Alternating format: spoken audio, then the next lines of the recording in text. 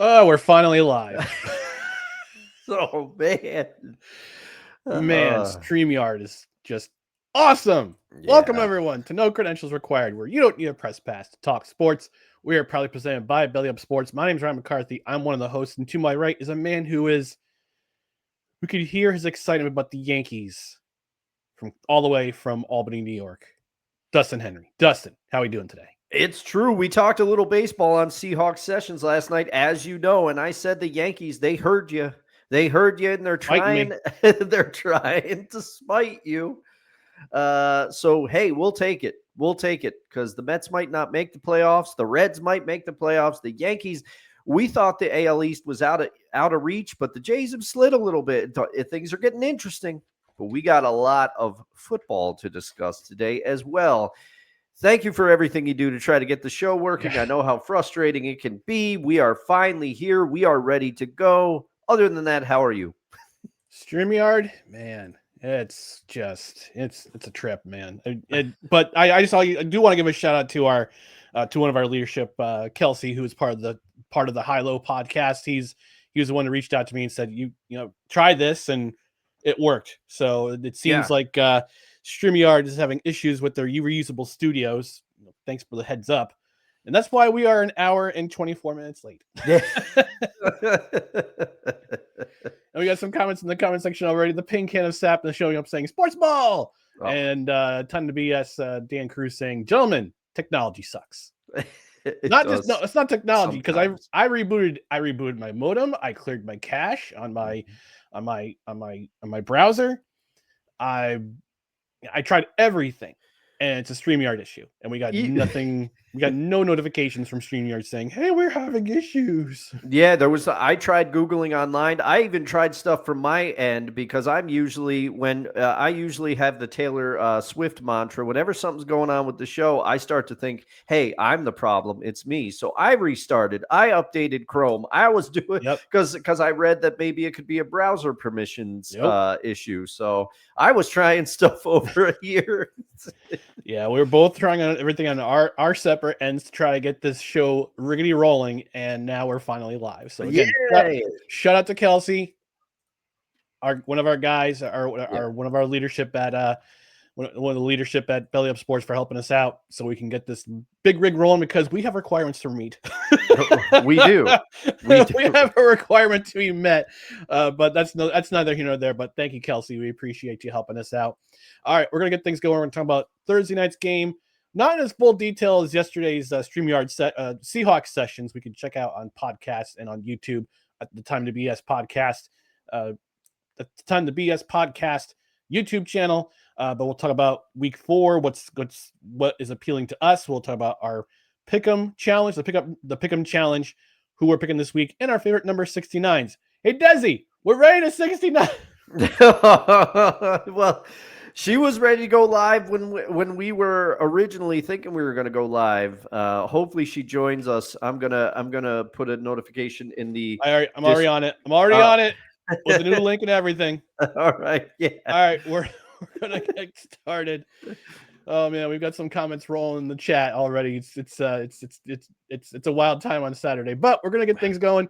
Before we do that, we just want to remind you to please follow us. Follow us on social media: Facebook, Twitter, Instagram, and YouTube. Just search for No Credentials Required. You can also check out our other podcasts, like the High Low podcast, Yeah. and our written articles at bellyupsports.com.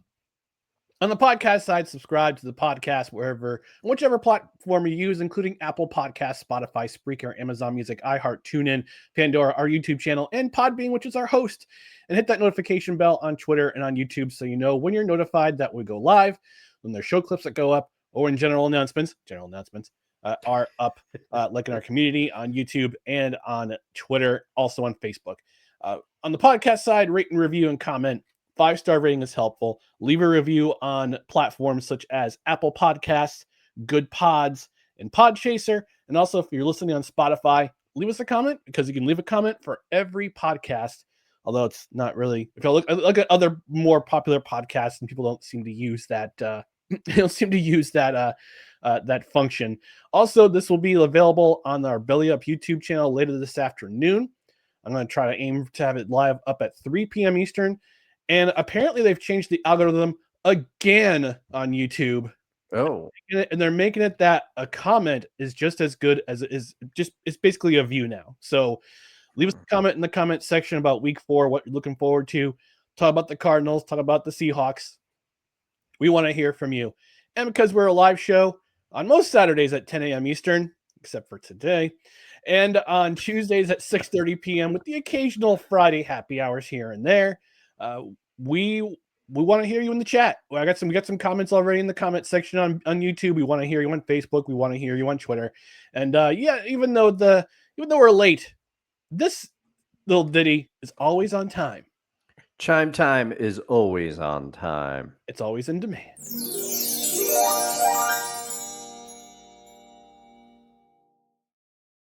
And look at this comments in the comments section. Dan from the Time to BS podcast saying, also, Kevin Wilson loves Chili's. I tried so hard to defend him last night, but Dan was having none of it. I get Dan's point of view. I can't defend that either. He's in Texas.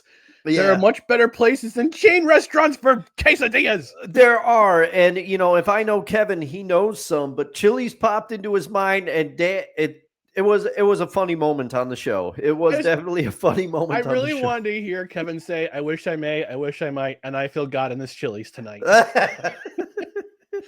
Eli Betts saying he's headed to the golf course, just wanted to show some love. Have a great show, fellas. Thanks, Eli.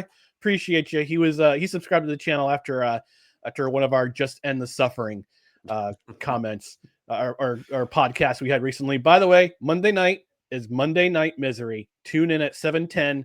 I'm gonna do a live stream, a live react in somewhat real time to the Jets Dolphins game. It's on Monday night at 7:15.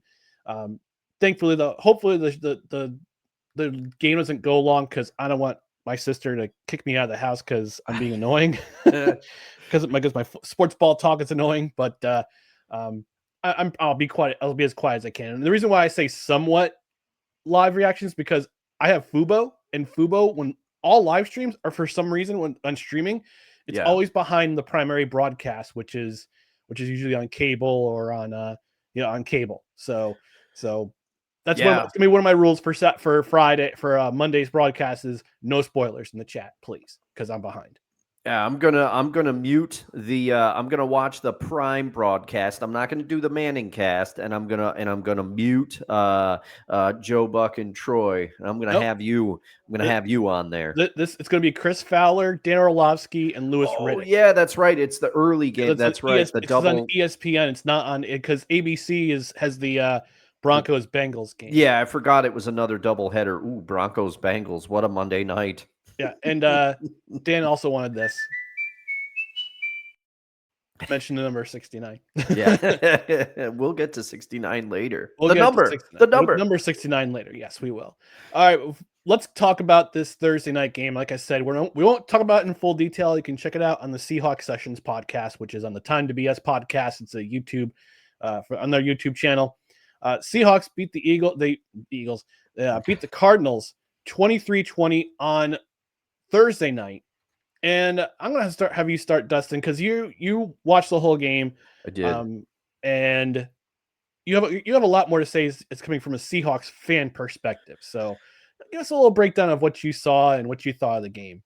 Yeah, I mean, well, I'll try to keep this quick because, like you said, we covered it in depth on Seahawks Sessions last night. But for 3.5 quarters, it went exactly as planned for the Seahawks. They were doing everything they wanted to do. Kenneth Walker had 19 carries for 81 yards. Charbonnet, his yards per carry average, not great, but he had 12 carries for 39 yards and a touchdown. He got all of the goal line and red zone work, it would seem. The Seahawks were also noticeably looking for the tight ends in the red zone. Arroyo was a target in the end zone. AJ Barner had the touchdown. The Seahawks were dominating defensively. They were dominating this game, but they had a few opportunities to really ice this game early, and it just didn't happen. They had the interception, which then a Seahawks player ran into. I believe it was Bryant that picked that ball, and he got run into and then fumbled the ball, and the Cardinals actually gained 5 yards on the play. That made me I had a bad feeling about the game. I predicted, normally don't do this, but I predicted that the score would be 23-20 Seahawks before the game. Dan asked us to predict the score in our Seahawks group chat. And I did that. And because I just had a feeling about this game, but for 3.5 quarters, the Seahawks dominated. Sam Darnold was able to use the play action pass to perfection because the running game, while not dominant, was doing enough to make it a feasible plan of attack. You can really see. I was vocal last night. Ryan Grubb, I could not picture this offense going under Ryan Grubb. This is making me realize why they made the switch to Clint Kubiak. And while I think things are not perfect yet, you're starting to see their identity. But then the defense, there was that holding penalty on Jackson Smith-Njigba on a would-be Zach Charbonnet touchdown. And that kind of turned the tide of the game because then Jason Myers had to go for a field goal. He missed the field goal. And the Cardinals defense, credit to them, they played well enough to keep the Cardinals in this game. Sam Darnold had not really been sacked before this game, and the Cardinals were able to get to him 3 times. The only problem for Kyler Murray is that he got sacked 6 times. James Conner was noticeably, it was a different feel without him there. I'd like to give a little hat tip to Marvin Harrison Jr. He's had a tough start to the season, but he made a great catch over Devin Witherspoon, who I talked about last night. I think he's got a little bit of rust. He'll be fine. The Cardinals stormed back to score 14 in the fourth quarter to tie this game up, but then they had that short kick, and it allowed Sam Darnold to get the Seahawks into position after a great catch by Jackson Smith-Njigba. You could tell the Cardinals wanted to shut down Jackson Smith-Njigba, and they did for about 3.5 quarters. And then Jackson Smith-Njigba started to activate in the fourth quarter, and he made some huge catches when he needed to, most notably on 3rd down to keep a drive going for the Seahawks, and then the one that ultimately led to them getting in field goal position to ice this game. Shout out to Jason Myers and the Smelling Salts. Dustin, we have some breaking news in the chat. Ooh, all right. Breaking news. Here we go. Wow.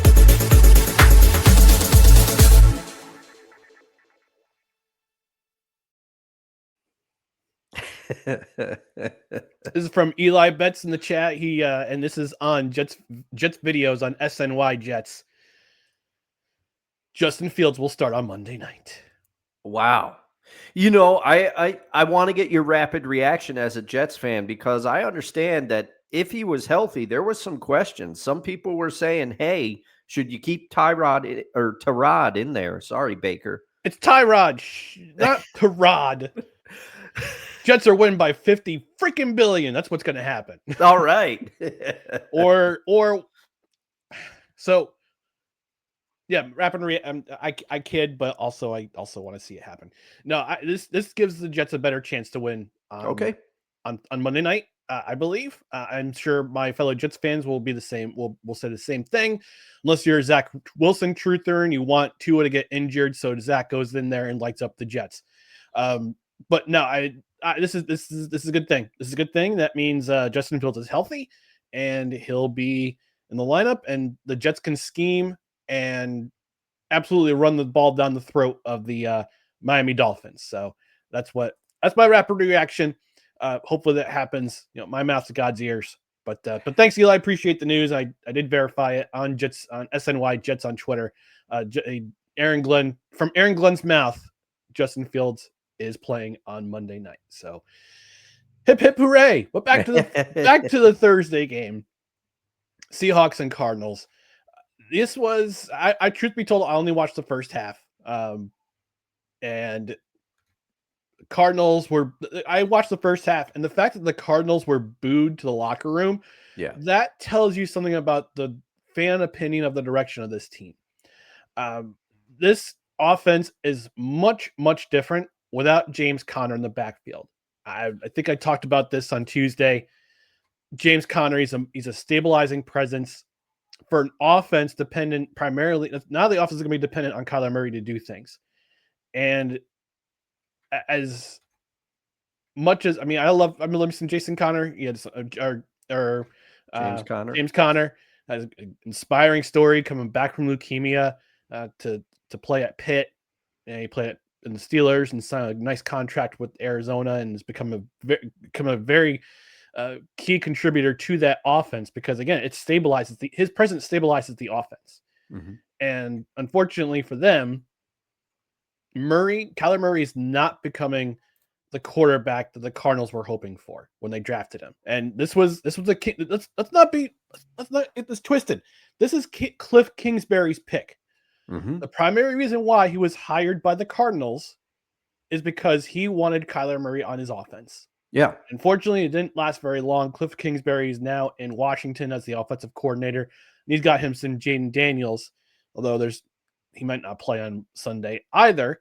But regardless, Kyler Murray's they're stuck with each other. They're stuck with each other until at least 2028, or he gets traded. Yeah. And we talked about this on the corner booth pregame on Thursday, and I asked corner booth Matt, if he would love to see Kyler Murray in a Jets uniform. He says, yeah, he's just basically Justin Fields, but shorter. and it's true. It's true. It's absolutely true. Yes, he can use his feet to move the ball, but when it comes to passing accuracy and decision-making, it's not there. It absolutely is not there. Yeah, and I mean, say what you want, but they reminded everybody in the broadcast, the Cardinals jettisoned Josh Rosen, who was a draft pick that was high the previous year, to make room for Murray. We don't know what Josh Rosen would have become, and based on the trajectory of how his career went, but you never know. He was a high draft pick, and Josh Rosen, he made some comments when he was drafted saying he was going to make everybody regret all these things, and the people that picked before me are going to be sorry. And he said some things, but like, you never know, because they just basically said, yeah, see you later, because we want Kyler in here. And you got to wonder, is it worth it? Early return? Well, not so early returns now say no. Yeah. I mean, he was part of that 2018 quarterback draft class that featured Baker Mayfield, Sam Darnold. I'll talk about him in a moment. Josh Allen, who is the clear-cut king of that particular draft class, without question. Josh Rosen, who the Cardinals traded up with Oakland to get. They swapped positions. They swapped draft positions so Arizona can get Josh Rosen, and he lasted a grand total of 4 years in the league, and half those years were on practice squads with other teams. Yeah. He was at UCLA, wasn't he? I think Josh Rosen. Yep. Yeah. So then Josh Rosen at 10, going a little bit farther down, and at number 32, Lamar Jackson. Yeah. That's ridiculous. The Ravens got him at 32. Yeah. Well, they traded Pittsburgh. They traded with Philadelphia, because Philadelphia swapped places with them, and I think they traded out of the first round that year. Yeah, they did. They traded out of the first round that year. So that was the quarterback draft class of 2018. We talk about the draft class of 2021, how star-crossed that is. But let's go back to the game real quick. Seahawks look very good, especially defensively, up until probably the halfway point of the fourth quarter, excuse me. They caused 6 sacks. They forced 3 turnovers, including 2 interceptions out of Kyler Murray. Now we're going to talk about Sam Darnold. This is the Sam Darnold we Jets fans hoped for when he was drafted back in 2018. This is the Sam Darnold we wanted to see, who Mike McCagnon traded with Indianapolis for. They were at 6, moved up to 3 because Mike McCagnon believed he was going to be the quarterback of the future. He saw it all the way back when Sam Darnold was in high school, which is kind of creepy. But this is the Sam Darnold we wanted. This is a Sam Darnold with weapons with a running game. This is Sam Darnold with very capable receivers, and this is Sam Darnold with an offensive line. We saw glimpses of it in Minnesota last year. Now we're seeing it in Seattle this year. This is the Sam Darnold we wanted to see as Jets fans from when he was drafted. So again, that's in the past. This is the Jets. This is who they are. They ruin people, and then they go to other teams and they succeed. That's just who they are right now. Hopefully, Aaron Glenn will break that curse. But back to the game, Cardinals again. Thanks in part to the Seattle Seahawks defense taking their foot off the gas. They kept the game entertaining.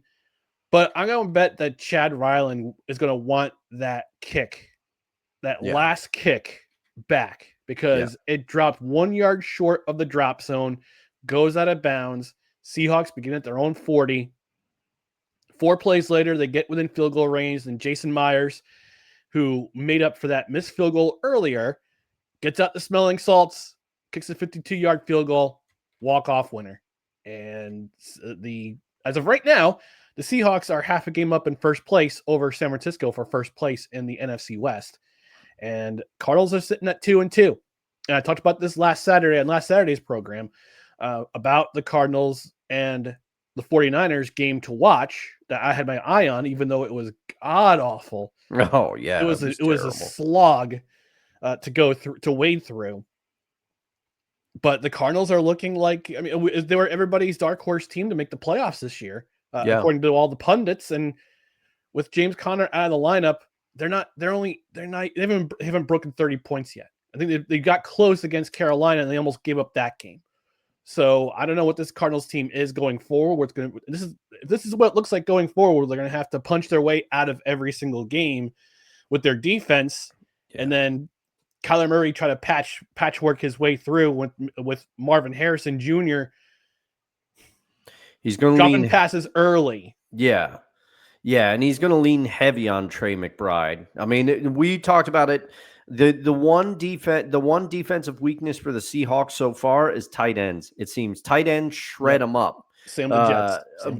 But yeah, Kyler's going to have to lean on Trey McBride big time and hope that Marvin Harrison puts it together, because you hit the nail on the head. This offense is different with James Conner in it. A lot of people were thinking that Trey Benson was gonna provide a spark in the running game because he's younger and he's looked better when he runs in spurts. But you could already see it in this game when Trey Benson was relied upon to get it going. Emmanuel DiMercado scored the touchdown that tied the game late. So they were already moving away from Trey Benson. So it's going to be interesting to see what happens moving forward. Yeah. Let's go to the comment section real quick. Eli gave us the news that Justin Fields was starting. I did look to see what else was going on with the Jets. Jermaine Johnson is out again, which is unfortunate because we're going to see Michael Clemens fill in that edge, and we've got numerous issues with that guy. Oh, God. Desi's saying, finally, she's here. Technology issues. And she also tells Dan from Time to BS, Chili's baby back ribs. Barbecue's off. Baby back ribs. All right, we're going to take our network mandated commercial break. And we want to talk to you about one of our great affiliate sponsors, one of our newest affiliate sponsors here at No Credentials Required. And that is Royal Retros Apparel. And let me bring up my handy dandy script here. Just a brief moment. Oh, dang it. I got to log in. Oh, man. This is what happens, man. This is what happens when. Yeah. All right. Let's get to the ad. Okay, here we go. Royal Retros. This episode of No Credentials Required is brought to you by Royal Retros, King of Throwbacks. Remember when jerseys were bold, mustaches were glorious, and shorts were way too short? Good news. You can bring back all that retro magic, minus the chafing, with Royal Retros. They've got vintage style football, basketball, baseball, and hockey gear that just screams, I was born in the wrong era, but I look amazing. Rock a jersey that makes people say, wait, isn't that from the 80s? Yes, it is. And you look fantastic. Head to royalretros.com. Use the promo code CREDHEAD at checkout for 10% off your order. That's CREDHEAD, like a fan of our show. CREDHEAD, like a fan of our show, but with excellent taste in throwbacks. Remember, royalretros.com, promo code CREDHEAD at checkout, 10% off your order. Plus, free shipping for every order over $100. Royal Retros, the king of throwbacks. They're also our affiliate sponsor for our Cut the Breaks Pick'em Challenge, which we'll talk about just a little bit later in just a little bit. But we're going to get to what we're going to talk about in week 2 of the week 4 of the NFL. We're going to start off with the most intriguing matchup in our estimation. I've got Ravens Chiefs as my most intriguing matchup. It's the 425 game, probably be America's game of the week. I believe it's on CBS if I'm not mistaken. I'll double check and make sure I'm right. But yeah, raise your hand if you had both teams at 1-2 entering this game.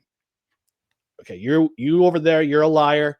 You over there, you're also a liar. You're also a liar. None of you had these teams at 1-2 entering week 4 of the NFL. And these teams are going to be desperate for a win. And this will be the feature game, the 425 game, the feature game. Can the Chiefs offense shift into second gear? They've had troubles getting started against opponents like the Chargers, the Eagles, and even the Giants. Even the Giants gave them a tough go on Sunday night. Well, they only won by 13, but they only scored 22 points. So they were getting fits from the Giants. Has Derrick Henry had a man-to-man talk with himself in the mirror to tell himself not to fumble? 3 fumbles in 3 consecutive weeks when this man rarely fumbles. That's troubling. That's troubling. And when the Ravens offensive line be able to stand the Chiefs pass rush, especially in a hostile environment like Arrowhead Stadium. These questions and more. I have a lot more questions going into this game, but I don't have time to talk about them all because we're only gonna cut ourselves off in about 30-something minutes. But these questions and more are entering this game because one of these teams is going to be 1-3, a quarter-ish way into the season after this game. Yeah. Nobody had that on their bingo card, despite the fact that Baxter lied earlier and raised his hand, but you chided him for that. I had to call him a liar. You're like, you're a liar, you're a liar, you're a liar. What about you, Dustin? Your most intriguing matchup? My most intriguing matchup has got to be, I mean, truth be told, there's a couple matchups that intrigued me, and I was going back and forth on what to pick, but it's the Colts versus the Rams. Okay, you got 2 teams in very different spots. A lot of people expected a lot from the Rams this year, and we'll see what happens as the season goes on. But nobody expected anything from the Colts. Nobody saw this coming.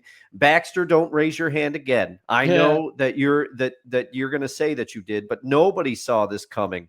So Colts versus the Rams is the matchup for me because I want to see how the Rams will respond after last week's collapse.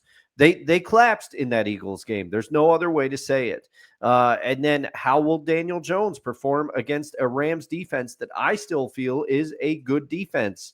It's the feel-good story of the year so far. No denying that, unless you're a Giants fan. Giants fans are mad. But I still feel like, and I'm going to come off as a hater, but I want to see when and if the wheels will fall off with Daniel Jones. Kevin and I talked about it briefly last night. He feels that Daniel Jones will turn into a pumpkin at some point, as do I. I hope he doesn't, but I just have this feeling, and I want to see if it's this week against the Rams. Will the Rams be able to stop Jonathan Taylor at all, who has proved that he's still one of the better running backs in the NFL? And what, if anything, will the Colts defense, who has looked better than I certainly thought they would be to start the season, do to shut down the Rams' passing attack? You got to worry about Nakua, Devontae Adams, who got behind the Eagles real easy last week. So is this going to be a shootout? Can the Colts keep up if the game turns into a shootout? Because again, no offense to Daniel Jones, but despite his creaky back, I have much more faith in Matthew Stafford and his ability to go into a shootout than Daniel Jones. But Indiana Jones has been proving a lot of people wrong this year, and part of me hopes it still keeps going. I've got a lot more questions about this matchup, but it's the one that jumped off the page to me this week. All right. Go to the comments real quick. Does he saying, pay the bills? She also says, "I wear short shorts. You wear short shorts. You don't want to see me wear short shorts. So I got tree trunks.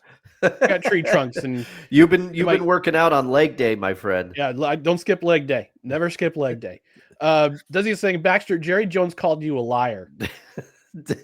Does he really? She likes when I break out the Jerry Jones. Although one week she did get me on Seahawks sessions. It wasn't my best work. She said that sounds like Cajun Jerry Jones. Maybe he's a new character. We're gonna make ourselves a nice roux, and we'll boil some oysters and get us some alligator.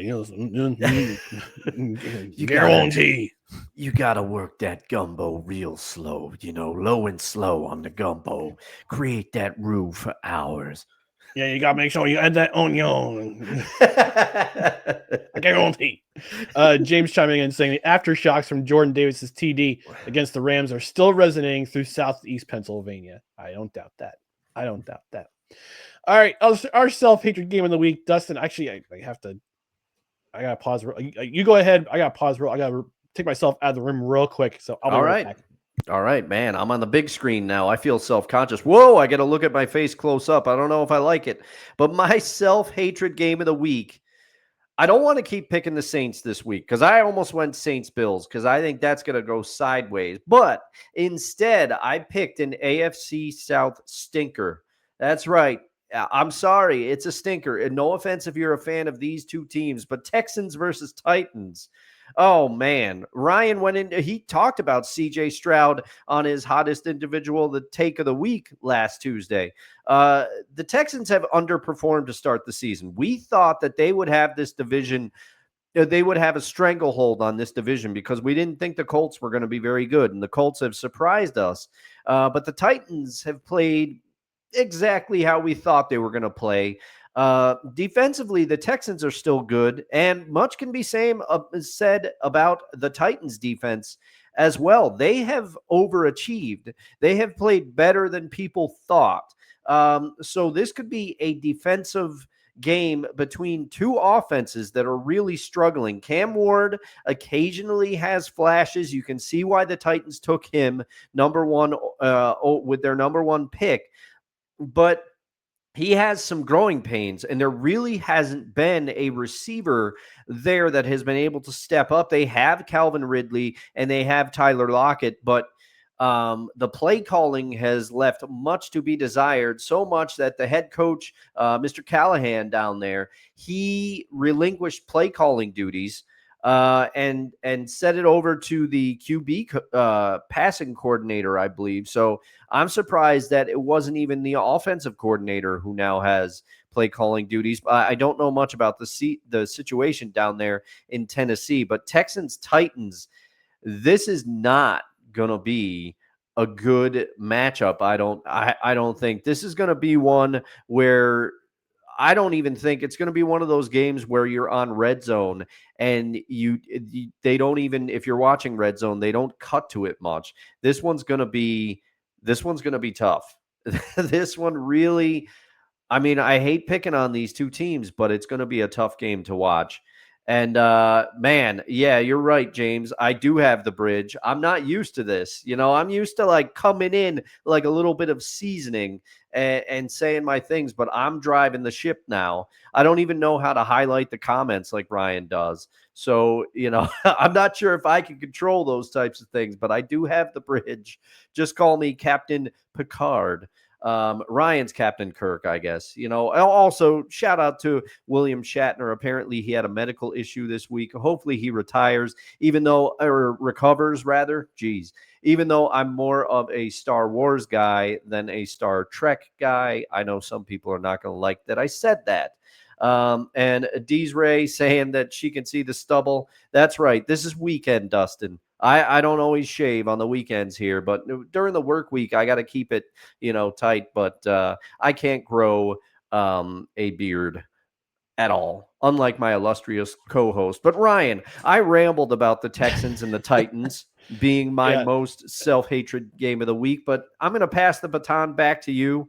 And what's yours? Yeah, that game I was going to pick myself, but you already took it. So but yeah, that's a gross game to watch because we don't know the Titans stink. Yeah. And we don't know which version of CJ Stroud we're going to see. Yep. So so let's just put it that way. My self-hatred game of the week is the Sunday night game. Packers at Cowboys. And I guess we can't start flexing Sunday night football just yet. I think week 10 is the start of the flexing for the Sunday night game. So I'll double check. But Micah Parsons is making his homecoming to Jerry's World barely a month after his trade from Dallas to Green Bay. Cowboys defense is terrible. The Cowboys defense is terrible. All right. Yeah. Let's just call a spade. The Cowboys are lucky to have just the one win because they played the Giants, who have a worse defense than they do. Jordan Love's going to turn into Toyotathon Jordan Love in this game. He took these. You remember back in 2 years ago in the playoffs, he picked apart the Cowboys at Jerry's World. Yes, he's going to do it again, and this is going to be Micah Parsons in vengeance mode. The doom music has hit for him. And I bet he can't wait after his first sack, after registers his first sack on Dak Prescott, to point up at Jerry Jones's press box and just absolutely relish in it. And this is going to be a snuff film that's considered a football game. Like, you want to look away, but you can't look away. It's going to be one of those. It's going to be that kind of game. So that's my self-hatred game of the week. Snowman checking in saying, hey, Snowman checking in. Yes, we know. We see that. How's it going, Snowman? And hope you're having a fine weekend. Yes, and James saying over-under on camera cuts to Micah Parsons currently set at 12.5. Sure. I don't know what sportsbook you're going to, but yeah. All right, let's go ahead to our players to watch or player or players to watch. I kind of alluded to mine. And it is Micah Parsons. And that's because I'm locked up. He's been pointed to the deep end. Yeah. This is Micah Parsons is the guy I'm watching this week because, again, only because of the entertainment value is going to come from Micah Parsons registering at least one and a half sacks. Actually, if I check the sports book, hang on. All right, checking. We don't have a sports book sponsor, so. No, because none of us really engage in it. If I log, I'm gonna log in. Right. Checking the sports book. Putting a little background music on it. I feel like I need to make a commercial for that, like our other commercials we still need to make for the fake companies that we fake. Oh yeah, we have. Yeah. Oh my goodness. Yeah, you know what? We could do that. We could get together and just record all the fake commercials in one shot. And also, I don't know if you got a chance to check your email, but I did send you the voiceover for a certain element we talked about. I haven't been able to check it out, but I'll definitely listen to it. It'll be familiar. Yeah, it only has safety for number of safeties. Come on. Yeah, come okay. on. But yeah, right. I think the over under for Micah Parsons' sack is 0.5. If it's 0.5, take it. Yeah. Take it, because he's going to get at least one sack in this game or at least half a sack in this game. He will for sure, because that Dallas offensive line, not as great as it once was, but also I said it to start the season, and I'm going to say it again. Just real quick, I feel bad for Brian Schottenheimer. The fact that he's been an offensive coordinator in this league for a long time with mixed results. I will say that. He was an OC for both our teams, Ryan, at one point. Mm-hmm. But the fact that this is the roster that he has to deal with, like, he has to know deep down he has no shot in this division. He has no shot whatsoever because Jerry's not getting them the pieces that he would need, Right. And I also feel bad for Brian Daboll. Some of the responsibility of the New York Giants is on Brian Daboll, but a lot of it, unless he has a hands-on feel in how the roster is constructed, a lot of it's beyond his control. You think it was his decision to let Saquon walk? I don't think so. So, you feel bad for a couple of these coaches sometimes because they're the fall guys a lot of times. Yep. Coaches, as our friend of the show, Rod Peterson, would say, coaches are hired to be fired. It's true. All right, who's your player or players to watch? All right. Well, I'm sorry. I'm sorry, everybody. People sometimes probably get annoyed with me picking QBs or running backs all the time, but it's two QBs this week. Two QBs, Two but for it's got to one. be one of them. And Ryan, you're really the impetus behind the one, because you're really right about CJ Stroud. If he can't get it going against Tennessee, I think the noise surrounding CJ Stroud could get a little louder, and people are going to start wondering what's going on. I kind of made excuses for him last week when you brought it up in your hot take. I said, maybe part of it's the changeover on his offensive line, some moves outside of his control, a new coordinator yet again. But you have to start wondering, because he regressed last year. There's no two ways around it. Bobby Slowick took the fall for it. But he has not been what he was his rookie season, where I thought he was ascending to superstardom. So I'm going to have my eye on CJ Stroud and this Tennessee defense. As I said in my self-hatred game of the week, they've played better than you realize. So if he can't get it going against them, who can he get it going against? And also, man, if you're a human being, is there anything? I will be excited to see how Jackson Dart does. And I mean, Kevin brought it up on Seahawks Sessions last night. He said, if I'm the Giants coaching staff, I would have tried to postpone this decision until the Saints game, because Jackson Dart has got to start his NFL career going up against a Chargers defense that Jim Harbaugh has humming right now. But I want to see if Jackson Dart, does he bring anything? Because a lot of people are heaping a lot of dirt on Russ this week. Some of it justified, some of it not. But I was vocal to start the season. I said, I don't care who the Giants quarterback is behind that offensive line, nobody's getting protected. So Can Jackson Dart bring a little bit of a spark to this Giants offense and get Malik Neighbors involved and get the running game going? I mean, who knows? Because I think Jackson Dart can do some things with his feet. I think we saw it a little bit during preseason, but I can't remember. But those are the two quarterbacks that I'm watching with a Hawkeye this week. Yeah. All right, go to our comment section. Snowman saying, I need you two for an interview soon so we can toss the football talk around. Absolutely. Yeah. I mean, so I'm recording with Snowman tomorrow, so the solo shot. So nice. With the coffee with McCarthy. So we haven't done that in a while because work schedule prevents me from, unless I have the day off, work schedule prevents me from making appearances. So Snowman, Homer alert, player to watch. I'm sorry, wife Homer pick.exe initiating. Daniel Jones, wife Homer pick.exe initiated. Successfully completed. Yes. He also says Dustin should sing more. And we have an ad read. First one in a while from Snowman. No credentials required is sponsored by Steph Curry Cognac. One shot and it's lights out. Hey, Snowman, how about those Astros? Oh man, taking a little bit of a shot there. Taking a little bit of a shot. He said in his show, and I remember I have the receipts. He said the Astros will be in the ALCS playing Toronto. As of right now, they're a game behind Detroit, and man, Detroit's fall has to be studied. Yeah, that collapse was shocking. The ascend last year and the decline this year in August has to be studied. It has it's a study. That's a study to be had. All right, we're gonna move on to our next segment, second to last segment, which is the Cut the Break Pick'em Challenge. Because I cut the brakes!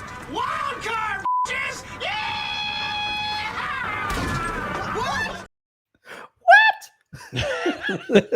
What? And again, our Cut the Breaks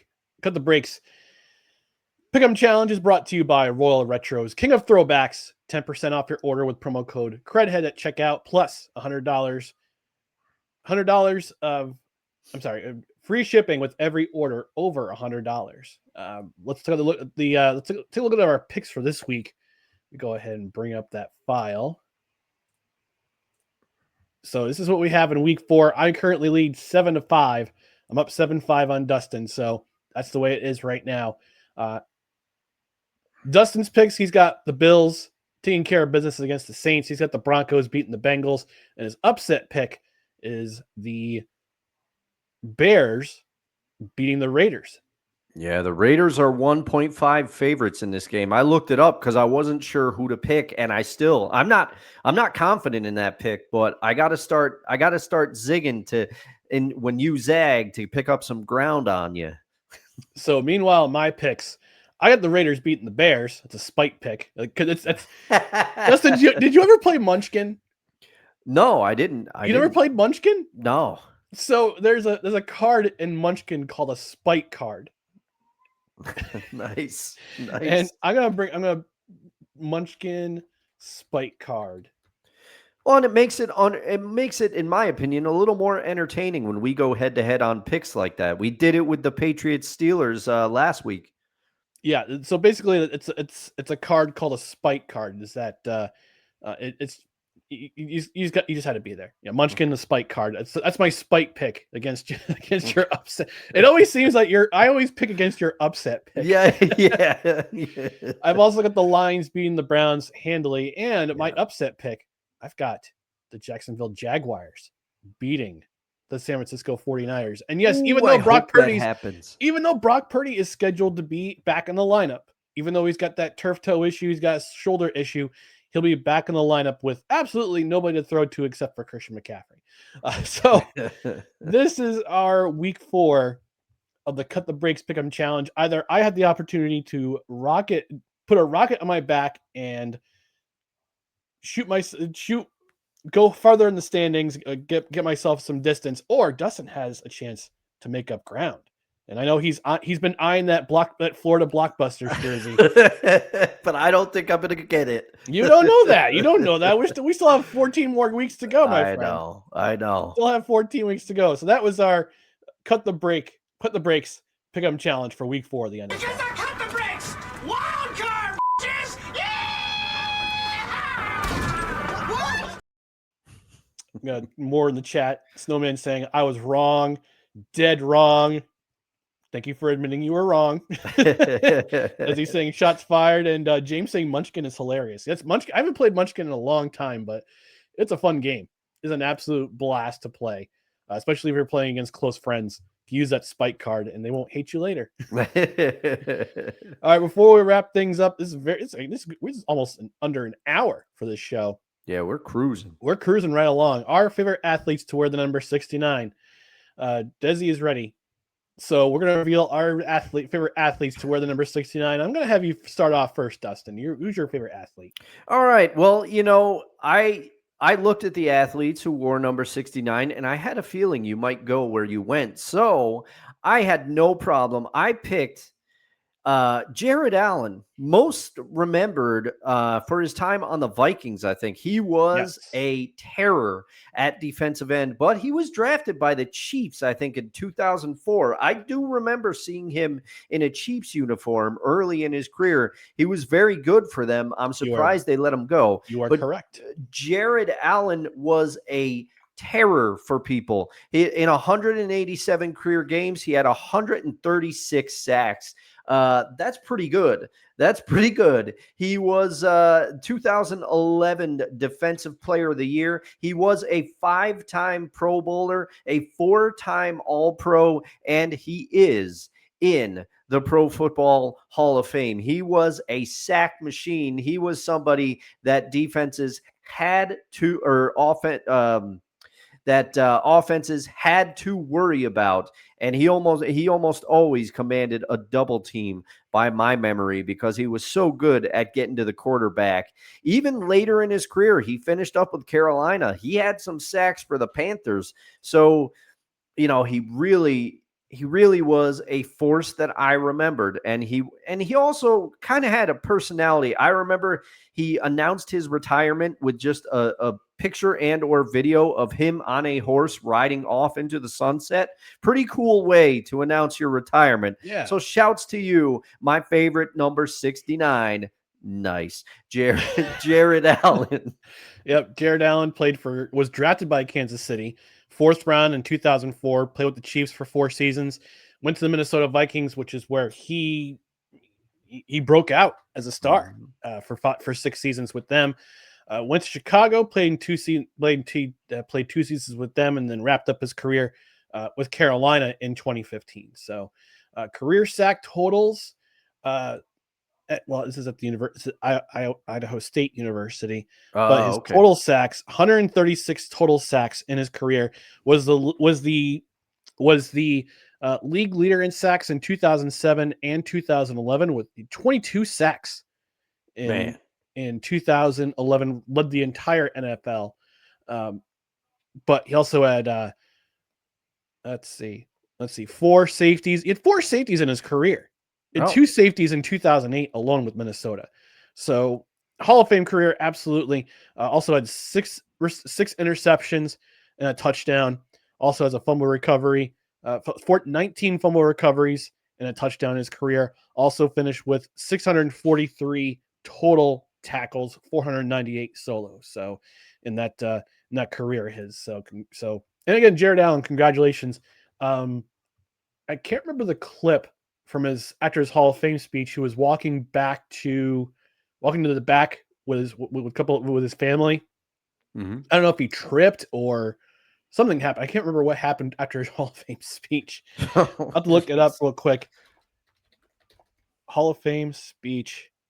Yeah, he honors his family, fear and respect. I forgot what else happened, but yeah, it was mostly about his family and how devoted he was and how much he thanked them. So that was that's Jared Allen. My favorite number 69. I'm giving a shout out to my fellow fraternity of offensive linemen. That is the stink himself, Mark Schlereth. Mark Schlereth, 2-time Pro Bowler, 3-time Super Bowl champ with the Washington Redskins and Denver Broncos. Was actually undersized as a lineman. He's also one of a handful of NFL players to be Alaskan born that played or drafted and played in the NFL. And he played, again, 15 years with the Redskins and the Broncos. He was one of the most, he was notorious for, not so notorious, but he had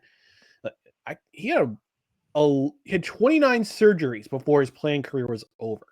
Most of his shoulder and his knee.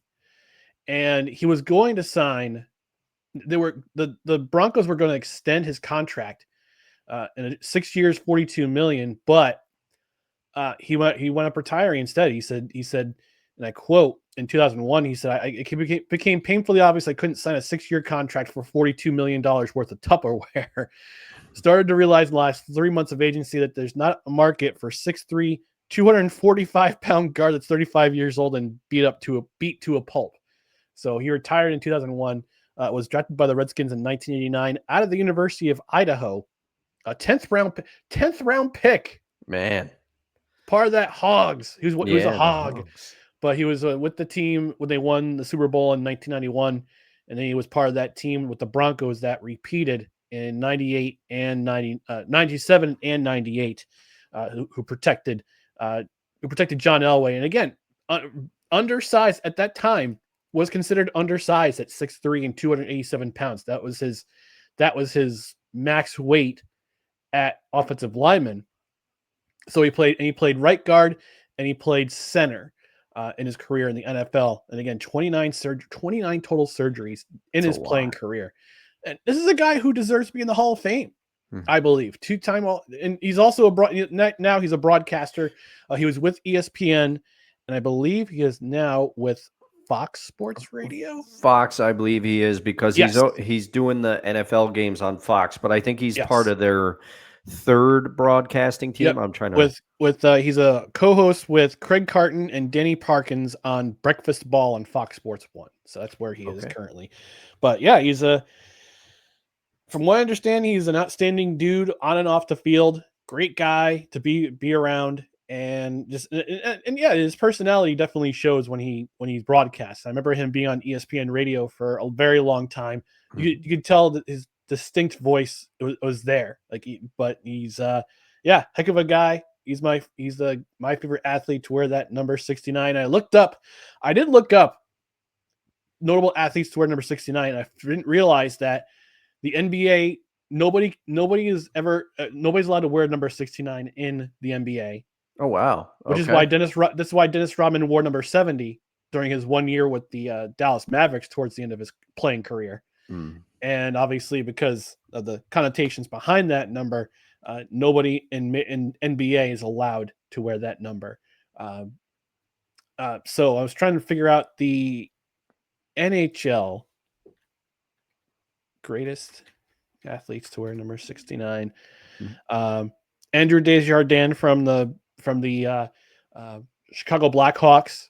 They won a Stanley Cup in 2015. John Runyon is another one who actually it's mentioned in the chat. Oh, yeah. By James.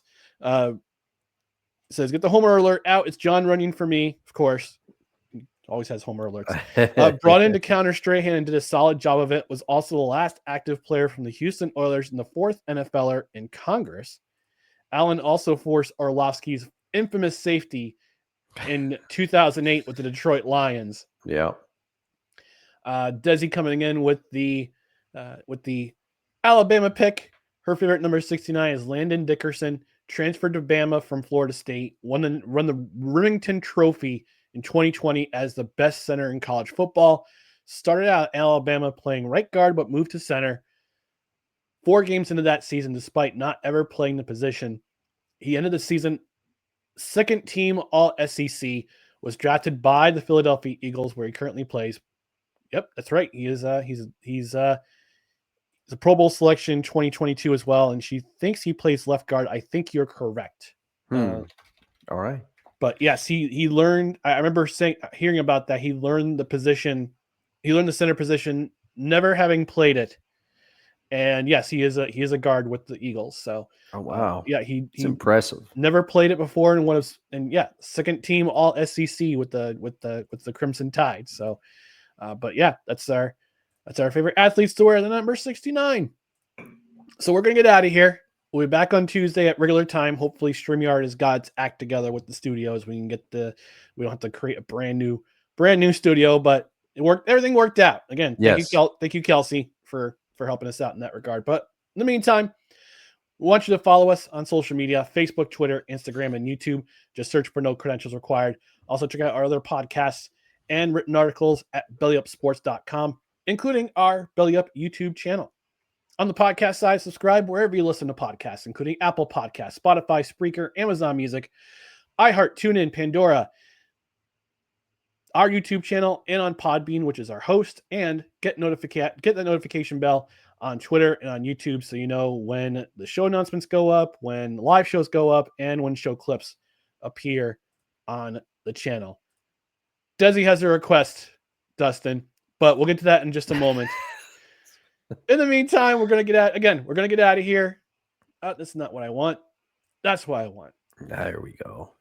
Thank you for tuning into No Credentials Required, where you don't need a press pass to talk sports. We are proudly presented by Belly Up Sports. Don't forget my live stream, Monday Night Misery, starting at 7:10 Eastern, Monday night, as I live react to Jets and Dolphins. So for Dustin Henry, I'm Ryan McCarthy. I'll be here in the streams on Monday night, and us two will be back on Tuesday at 6:30 p.m. Eastern. Have a great weekend. Enjoy the football, and we'll see you on Tuesday. Good afternoon, everybody.